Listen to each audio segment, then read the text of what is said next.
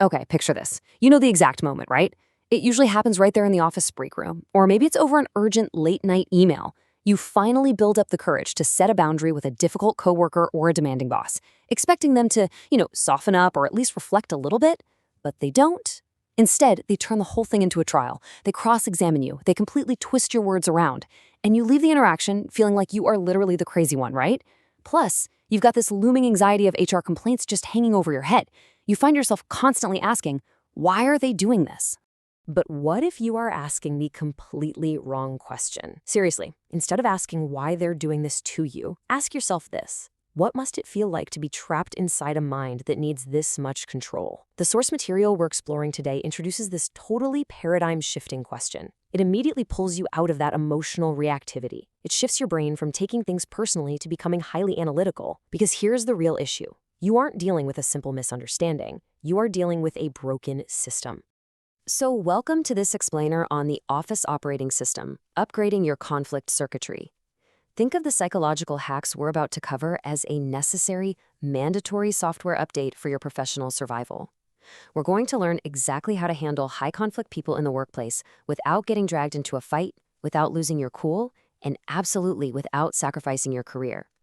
All right, let's just quickly run through the roadmap for today. We've got 5 main stops: the office conflict trap, starving the drama, the Yellow Rock protocol, setting firm boundaries, and finally, documenting reality. Let's get right into it.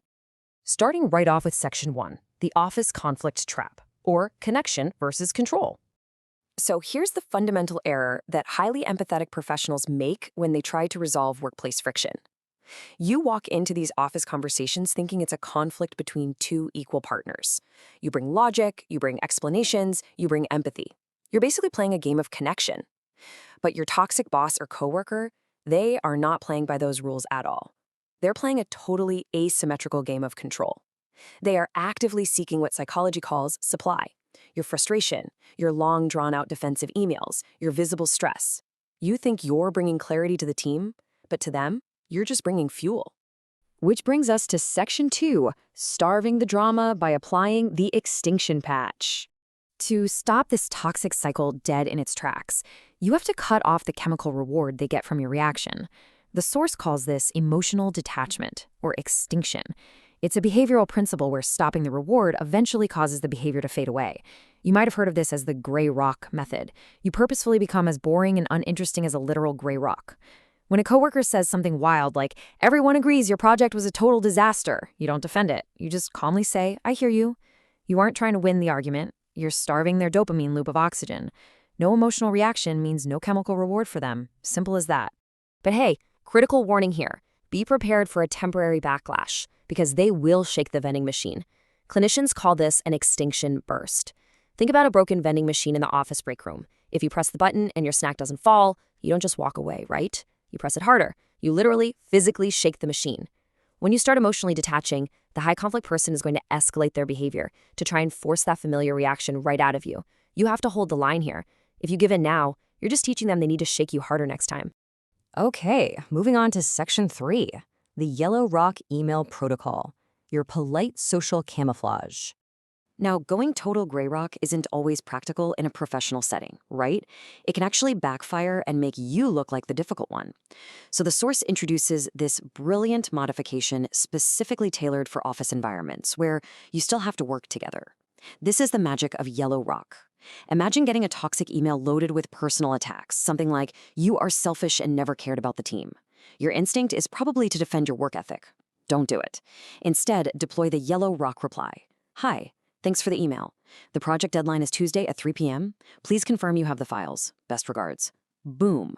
You respond strictly to the logistics, you completely strip out all the emotion, but you keep a layer of polite professional camouflage. And this polite camouflage is absolutely crucial. Why? Because of the outsiders, bosses, HR, mutual colleagues. Manipulators love to take your absolute silence or your angry defensive reply and weaponize it against you. They'll forward it to HR just to prove you're uncooperative. Yellow Rock kills that narrative instantly. On paper, to any superior reading that email thread, you look perfectly professional, kind, and reasonable. But energetically, you are giving the toxic person absolutely nothing. All right, Section 4, setting firm professional boundaries. Building the firewall. We really need to look at a specific trap that catches almost every empathetic person in the office.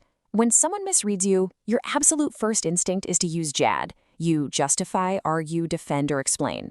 You might say, "But I didn't mean to ignore you. I was just overwhelmed because I covered 3 extra shifts." The source notes that doing this, it just hands them brand new ammunition. You literally just gave them your intentions and your schedule to attack. Explanations aren't clarity to a high-conflict person, they're a target. Instead, we need to install the B.I.F.F. firewall protocol. B.I.F.F. stands for brief, informative, friendly, and firm. By following these exact 4 steps, you construct an impenetrable professional boundary. Keep it brief. Make it informative, logistics only, keep it politely friendly, just a simple hi or thanks. And finally, keep it firm. A B.I.F.F. response leaves absolutely no hooks for them to grab onto.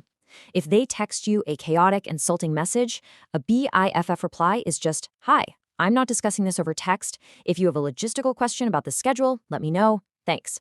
It firmly forces the conversation to either become productive or to just die completely. Which brings us to Section 5. Documenting your work reality, the ultimate backup.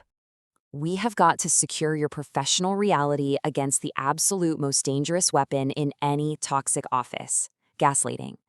High-conflict personalities will actively rewrite history until you literally begin to doubt your own sanity. They'll swear they never approved that budget or they never made that insulting comments in the hallway. The source emphasizes that you must become a documentarian. After every sketchy interaction, take 60 seconds to create a factual log. Record the date, the time, and exactly what was said. This isn't a diary of your feelings. It's an airtight log of facts. It creates an external anchor. So when they say, "I never said that," you don't have to search your stressed-out memory. You just check your log. And along with external documentation, you need internal validation, what the source calls somatic validation. You see, gaslighting works because their words often sound really convincing. A coworker might say, "I'm just trying to help you improve," but your chest gets tight, your stomach turns, or you just feel this sudden wave of exhaustion. The rule here is incredibly simple. If their voice is sweet, but your nervous system is sounding a 5-alarm fire, trust your body. It's detecting predatory intent hidden right under those nice words. Prioritize what you feel over the script they're feeding you. And finally, Section 6, implementation intentions, basically mental rehearsal. Look, understanding this new operating system intellectually is one thing, but running it under pressure in the break room, that requires implementation intentions. It's just a fancy scientific term for mental rehearsal. Take a piece of paper and literally write down, "If they do X, I will say Y." For example, if they insult my presentation in the meeting, I will calmly say, "Let's stick to the data on page 4 of the report." By writing down a scripting plan with a physical pen before the conflict happens, science shows you significantly reduce your stress response. You're pre-programming your brain, so you don't have to think on your feet when the adrenaline hits. Because at the end of the day, dealing with high-conflict people in your career is never about winning the argument. You are never going to win the argument. It's about detachment, it's about protecting your energy, your reputation, and your sanity. So I'll leave you with this final provocative thought. What space in your mind will you reclaim when you finally detach from their game? I really hope this explainer has given you the tools and the structured systems to do exactly that, and to step back into the office with total confidence.